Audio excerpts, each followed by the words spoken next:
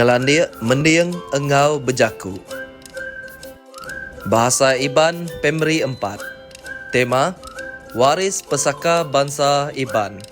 Topik Unit 6 Pemakai Kitai. Standard isi 1.3. Mendiang serta berarti ngau silia leka jaku ke dipansuat urang ke bejaku. Teks literary, informational ngau functional. Standard pelajar 1.31. Mendiang ke jaku ke dipansuat ke individu. Berarti lalu meri respons ngagai teks ke ditabur ke ngena kerban audio ngau teks visual. Leka main. Objektif pelajar kitai baka kesarito ianya keterubah mendiang lalu ngiga sawut entelah. Kedua, ngagak siti bub skrap senentang entelah anak min. Selamat pagi bala nemia. Nama berita kita sarito uji sawut entelah di baruah tu. Keterubah ya. Pantap enak putus, tunu enak angus, tumbuh enak gak tekebus. Ulu lunggak ya, kelai. Nama sawat kita.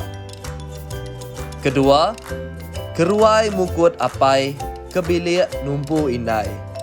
Ulu lunggak ya, pasu. Nama sawat kita.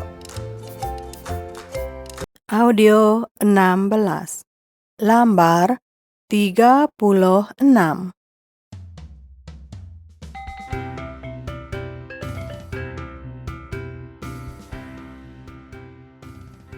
Aram mendiang ngau bejaku. Dinga ke audio entelah di baruh tu. Bagi ka entelah. Lalai 1. Mayamit mesai sumpit. Maya ngerembai mesai terabai.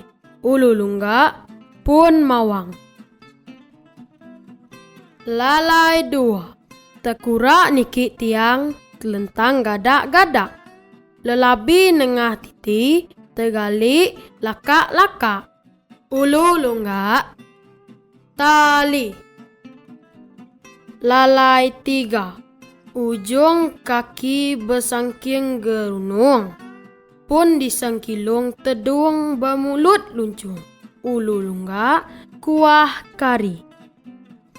Lalai 4. Kulat kerang tumbuh di batang. Hendak alah dipusil, jari besundang. Ulu lunggak dinding. Lalai 5. Betisik bakabaya, besanggul simpul segala.